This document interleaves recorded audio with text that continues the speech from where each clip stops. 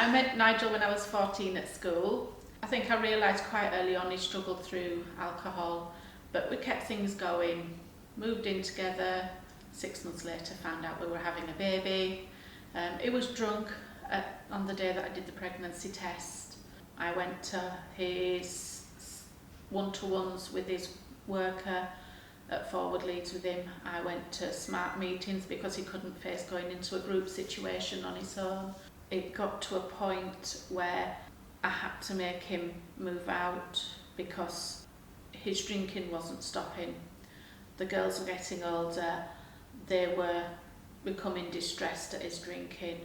I was at that time trying to hold down a full-time job. I had to find childcare because he couldn't be trusted to look after them, so I had that financial strain on top of the strain of running a house single-handedly.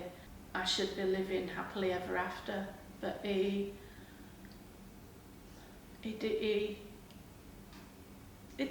time, that because of the addiction, he didn't have the same thoughts. You know, I love this man.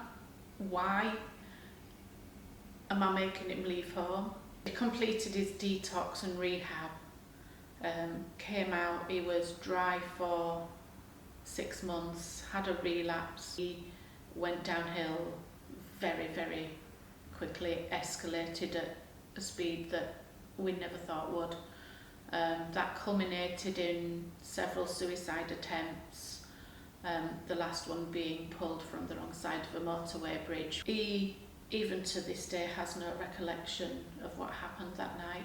I'd been going downhill quite a lot for a while, but I just thought I could work through it, just kept pushing. But then something happened at work, and it wasn't anything major, it was just something totally and utterly insignificant, but triggered me having a breakdown. What they said had happened was that I had spent so long dealing with Nigel's issues that I'd not dealt with other things, and everything had just built up and built up. We were supposed to go on a day trip to Scarborough with church. Nigel wangled his way to stay at home, and my gut was saying, I know what he's going to do. And he did. He drank. He'd ordered a tarantula online. We knew it, we'd discussed it. I knew that was coming the next day.